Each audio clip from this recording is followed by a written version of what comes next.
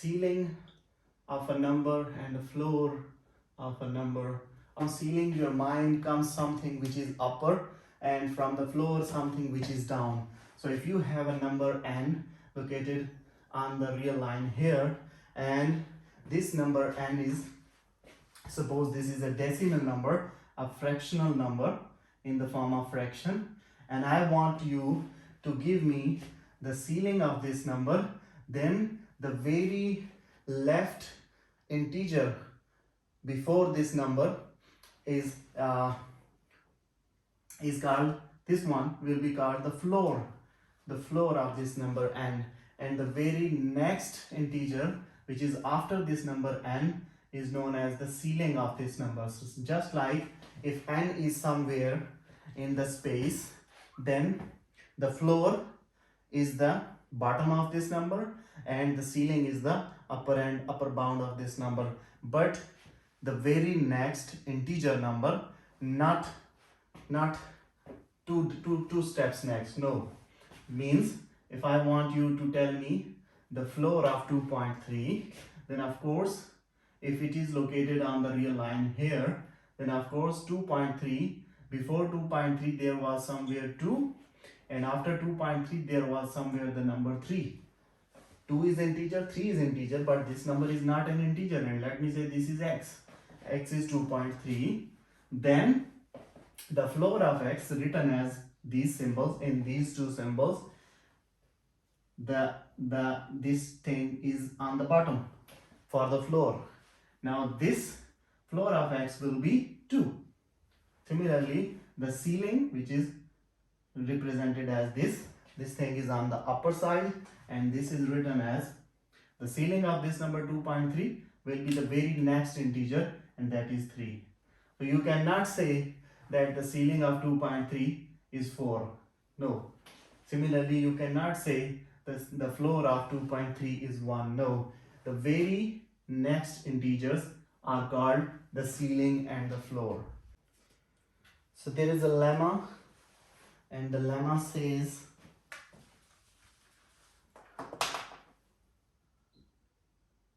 we have a lemma, and this lemma says that if k is any integer, if k is integer and what will be the floor of k, and what will be the floor of k plus 1 by 2. So I have written the definition of ceiling on this page. You can read it on the PDF note. According to the definition of ceiling, the ceiling of k is the number which is such that less than the next integer and greater than the previous integer. So if you have a decimal number in between k and k plus 1, then the floor of that number will be k. So if you are talking about what is the, for example, if you have 1, 2 and 3, and I ask you clearly that the floor of 2 is also 2, because you are exactly sitting on an integer. When you are sitting on an integer, then that integer is itself its floor and itself is ceiling. If you are sitting on a decimal number in between 1 and 2, let me say that I am sitting on 1.5, then 1.5 is a decimal number, then of course I have to move left or right to get an integer. So if I move left, then I can say that 1 is floor of 1.5. When I move to right, I can say 2 is the ceiling of 1.5. He said that k is an integer. Then of course, if k is an integer, then of course the floor of k is also k, and the ceiling of k is also k. If the second part is that what is the floor of k plus 1 by 2? If k is an integer and plus 1 by 2 means k.5. If k is an integer, then you are actually moving to 1.5 ahead. Now this is a decimal number. This is not an integer. Then of course, according to the definition, the ceiling of a number which is in between k and k plus 1 is this number, because k.5 is not an integer. So k plus 1 by 2, whatever the value of k is, let's suppose k is 13. Then 13 plus 1 by 2 becomes 13.5. And of course, 13.5 is not an integer. So to find the floor of this number, you will have to move back. If you are on the real number and this is 13.5 and this is 13, this is 14, then to get the floor of this number, you will move back and you will say, okay, 13 is the floor of this number. The same story is here. He said that you have an integer sitting on the real line here, and this is k, and he added 1 into it, 1 by 2 into it. So let me say that after adding 1 by 2 into it, I reach to this point, and now this is k plus 1 by 2. Then of course this is not an integer. To get the floor of this number, you have to move back. To move back, the previous number was k. So again, the floor of the k plus 1 by 2 is again k. If I say that k is an integer, and if k is an integer and I ask you that what will be the floor of this number k plus 2, then of course if k is an integer, then k plus 1 will be here. It will be an integer because k is an integer and 1 is an integer and sum of two integers is an integer, so it becomes an integer, and plus 1 again gives me k plus 2. This is again an integer. Now, so it means k plus 2 is also an integer, but now we are not on k, we are actually here. Now what will be the floor of this number? The floor of this number is again itself, because it is a perfect integer. Now if he asks you that what will be the floor of k plus 2.5, this means I was sitting on the k and I moved to k plus 1, then I moved to k plus 2, and then I moved to k plus 2.5. Now this was an integer, this was integer, this was integer, and this was an integer. But after that, I only added 0.5. So I did not came to a number which was k plus 3. The next integer after k plus 2 was supposed to be k plus 3. I didn't go there. I stopped in between, and this is k plus 2.5. Now, this is not an integer.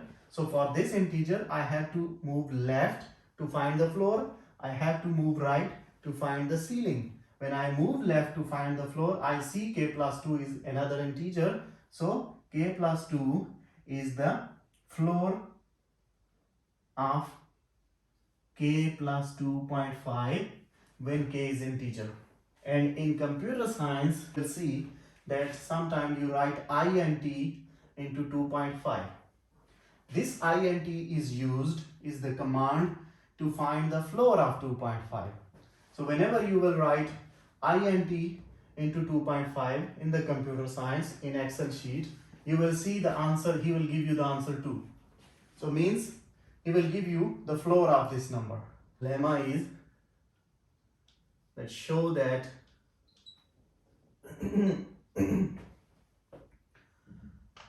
floor of x plus y as a whole is not equal to floor of x separately plus floor of y separately.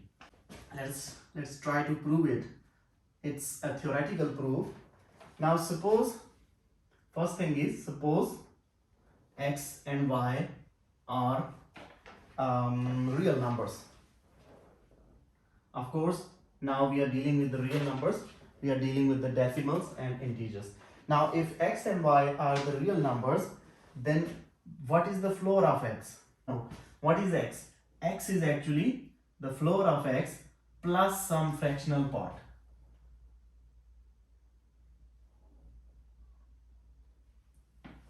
Okay, for example, if x is 3.5, then I can say 3.5 equals to 3 plus 0.5.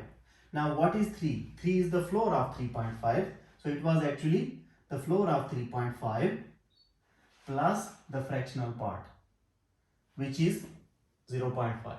So whenever there is a real number x, if it is exactly an integer, then it is its floor.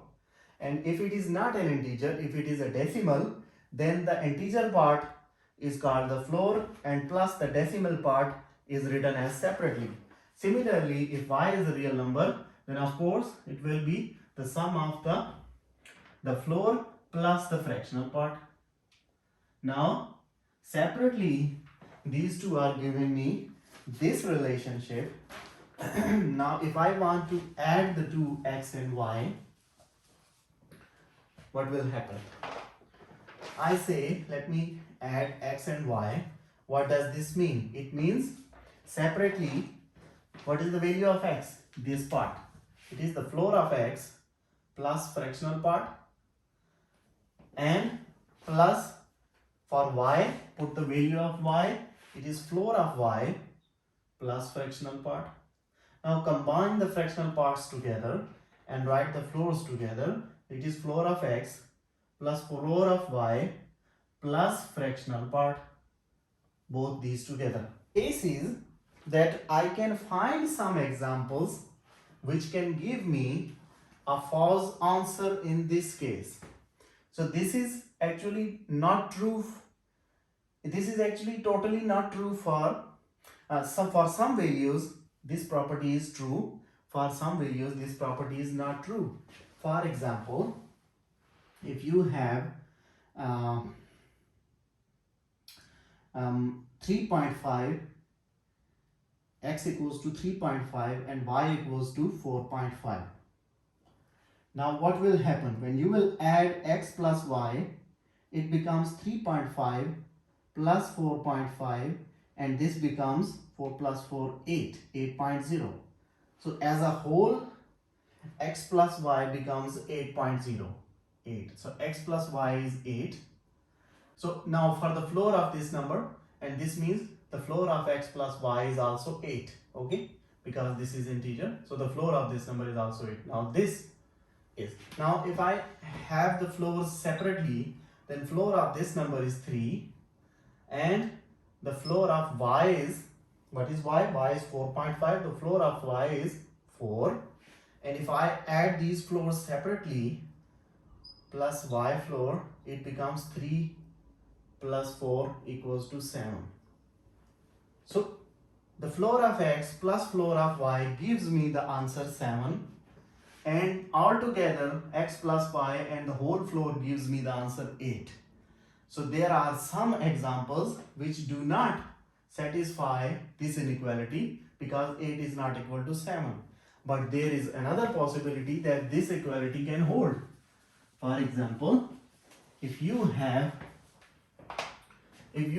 x equals to 3.3 and y equals to 4.2. Now x plus y equals to 7.5. Now as a whole, the floor of x plus y, this is 7. Okay, this is equation 1. Now let us find the floor separately. The floor of x is 3 and the floor of y is 4. Now add the two floors together. 3 plus 4 equals to 7. So in both cases, the answer is 7. So in this case, I can simply say that floor of x plus y exactly equals to floor of x plus floor of y. But in this case, I proved that floor of x plus y was not equal to floor of x plus floor of y. So I cannot generalize this as a lemma, this whole thing. I cannot generalize this whole thing as a lemma because it is true for some cases, it is false for some cases. In that case, this is not a generalized theorem. So I can simply say that for some values, this is true, and for other values, it is false. So you already know that if you want to disprove a theorem, you simply need to give one example, one counter example, and you are done. In general, this is false. For some values, this is true. Then there is a theorem example gives you that the floor of n by 2 equals to n by 2 if n is even number and it is n minus 1 by 2 if the number n is odd. So we have to prove using our previous knowledge that whether this whole thing is true or false. To prove this, we will use the definition of odd and even. So let us start with the case 2 and say that suppose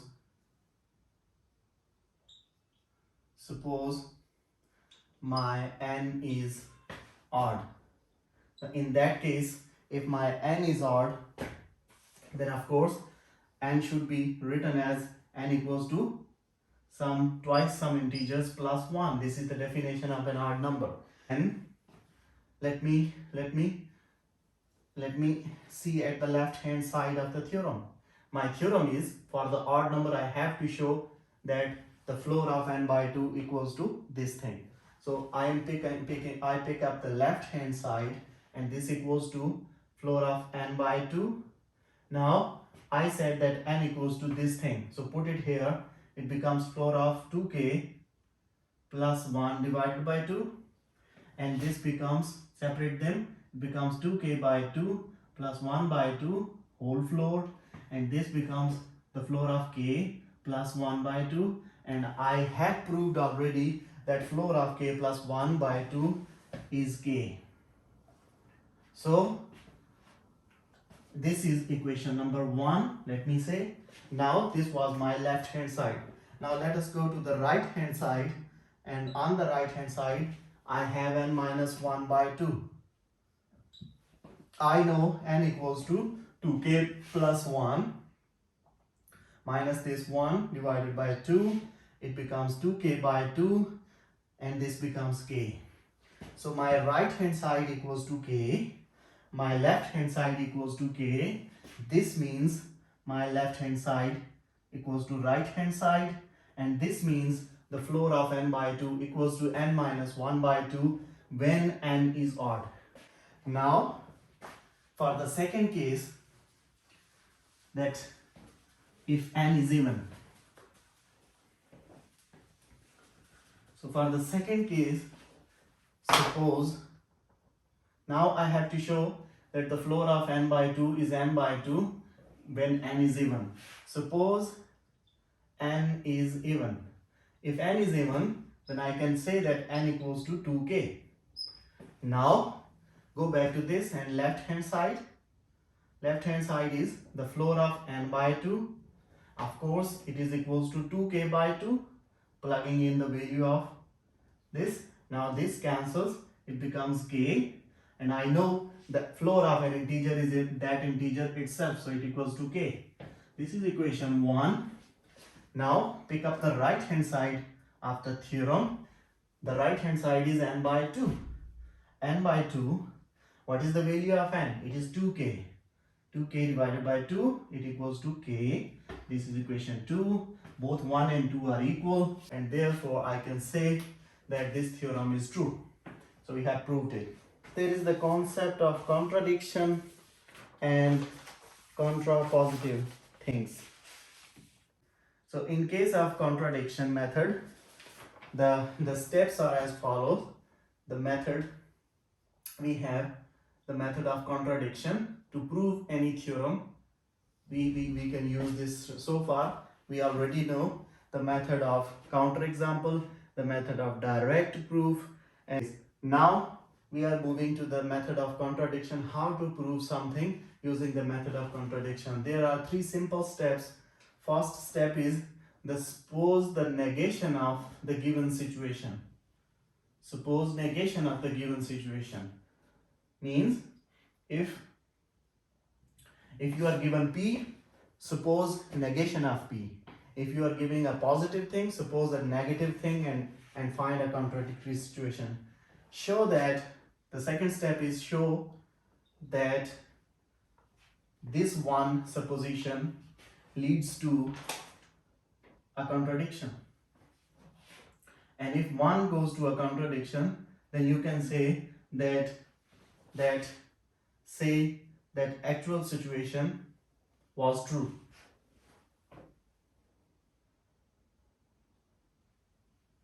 Right? Means if I have a theorem and I want to prove it.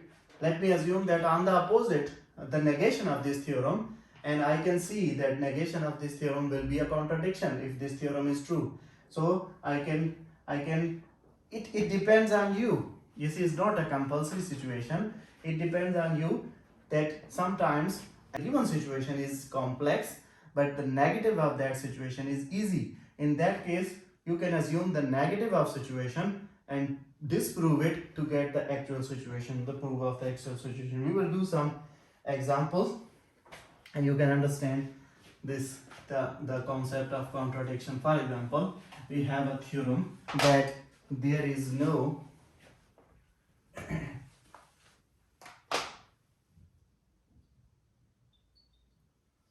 there is no greatest integer.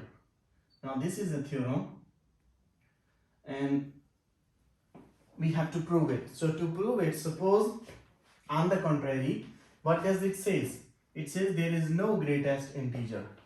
So what will be the negation of this statement? The negation of statement will be yes, there is a greatest integer. So the no will become yes, and I am going to prove it by using the contradiction. So I will say suppose there exists a greatest integer and I am giving it a name capital N, and I say yes, I know an integer n which is called a greatest integer. So I am going on the contrary to this statement. if this is a greatest integer, then of course this integer n will be greater than or equal to the real numbers n. All the real numbers will be under this n, because I am saying this is the greatest integer, means this is the upper bound of all the real numbers following here. This n is standing here and all the n belonging to the real line are below this n. I am saying there is an n, I know that person, and this n is the greatest integer. So I am assuming that this I know this n. Now if I know this n, then obviously this n is greater than or equal to all n. It is greater than all n. Now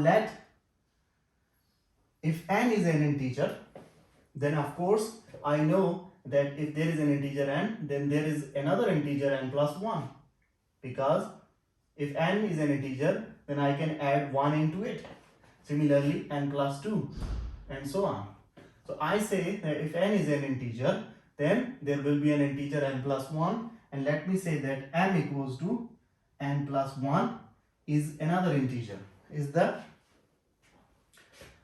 consecutive integer after n, because of this concept, and this is because n is an integer, 1 is an integer, so I can, by definition, I can have an integer of this form. Similarly, I can have an integer of this form and so on. Now if I have integers of this form, then what I see, this n plus 1 is on the right of this n. If you are on the real line and this is my n, then of course n plus 1 will be on the right of this n. And if something on the real line is on the right of that thing, then of course this is greater than this thing. So I can say that n plus 1 is actually greater than this simple n. If n plus 1 is greater than this simple n, this means n is not the greatest integer, because there is another number n plus 1 which is greater than this number.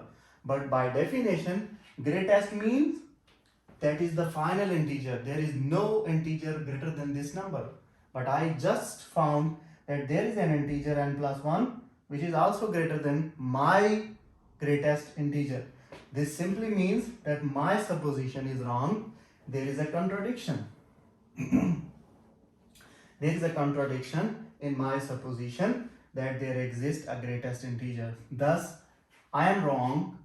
The statement was true that there is no greatest integer. So, supposing a negation and moving towards disproving your own supposition is called the method of contradiction.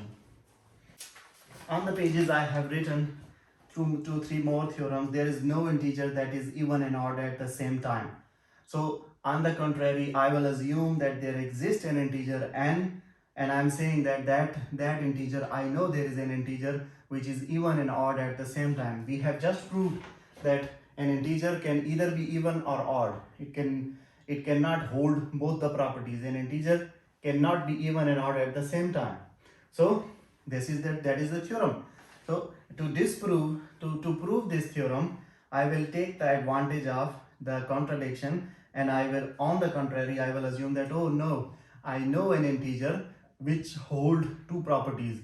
It is even and odd at the same time. And by doing some mathematics, I will come to the conclusion, no, my supposition was wrong. There is a contradiction. There is no integer which can be even and odd at the same time. Again, there is another theorem, sum of a rational and irrational number is irrational. So this is a theorem. To prove it by the method of contradiction, I will assume that suppose I know a number which is sum of rational plus irrational, and finally it is rational. I know a number. What does he say? He say that sum of rational plus irrational equals to irrational. This is the theorem. And I say that I know, suppose on the contrary, I will suppose that I know there is a number, there exists a number n such that n equals to sum of irrational plus rational, and I am saying that this n is also rational. He said a number is always irrational if it is a sum of rational plus irrational. I am saying that I have a number which is a sum of irrational plus rational, but actually it is rational. So I am going on the contrary. I am saying that this, suppose I know there is a number which is sum of rational plus irrational, and it is also rational. I am going on the contrary and doing some mathematics. I will come to the conclusion that my supposition, this supposition was wrong. There is no number which can be like this. So I will say that yes, the theorem was true, that sum of a rational plus irrational will always give you an irrational number. The working is done on the paper. I will share the PDF and the link will be given in the description. You can download it. Then the method of contraposition. Contrapositive. It is coming from the chapter logical argument, and the method is to prove something using the contraposition. The details are written on the paper. The method is contraposition.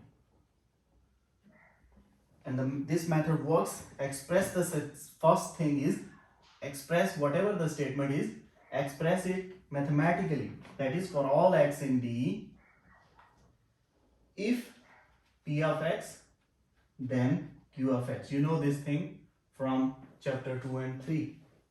Now, the second step is write contrapositive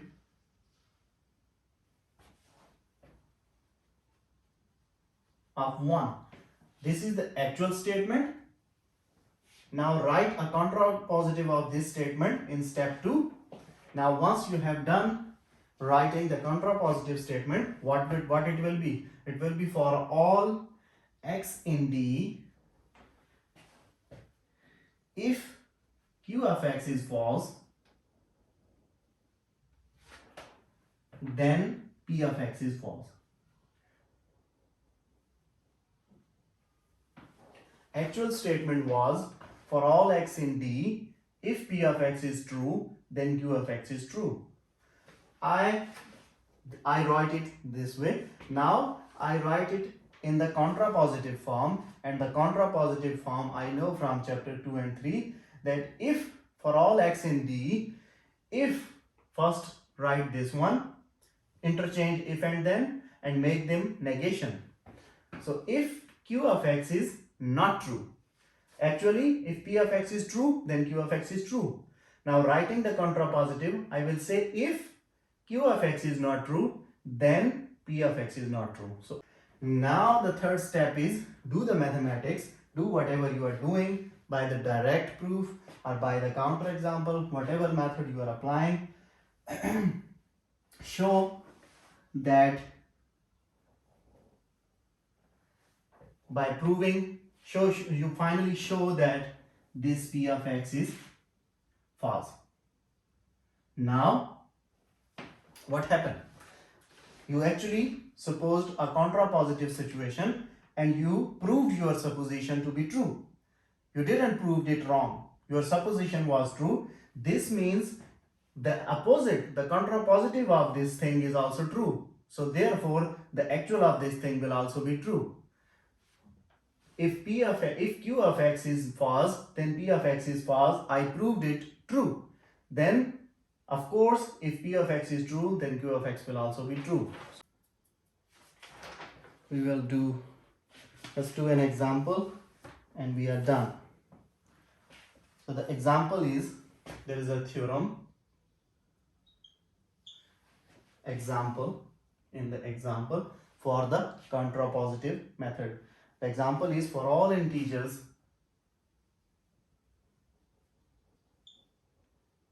n, if n square is even, then n is even. Now what will be the contrapositive of this situation? The contrapositive of this situation will be, of course, now this is then and this is f. So this is Q of x and this is my P of x. So I have to first shift them to write the contrapositive of this statement. First step, I have to shift them. I will first write Q of x. I will say if Q of x, which is n, is, now contrapositive means make the negation.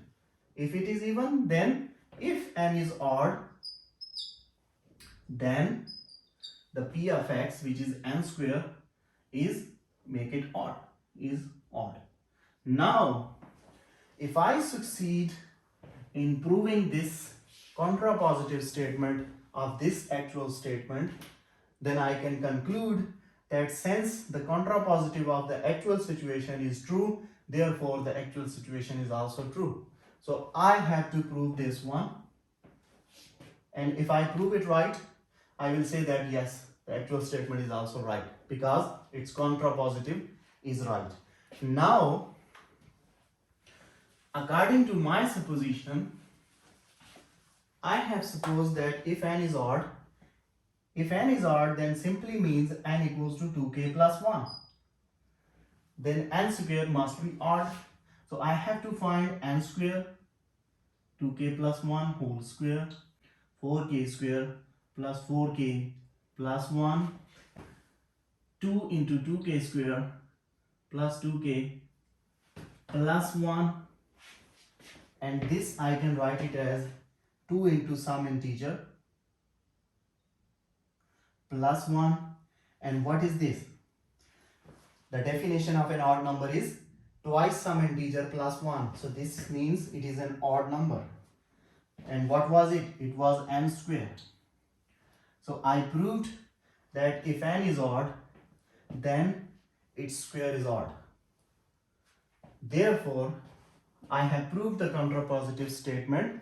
Therefore, the actual statement that if n square is even, then n is even is true. For a contradiction, you prove a negative situation and you suppose a negative situation and you prove it wrong, and therefore you conclude that the actual situation was right. But in case of contrapositive, you suppose the negation of the situation and you prove it right, and therefore you conclude that the actual situation is also right. There are some other theorems I have written on the papers, so you can follow them and you can read them. If you don't understand, you can ask me in the comments, or you can contact me. I will upload the PDF as well. You can find the link of the upload in the description.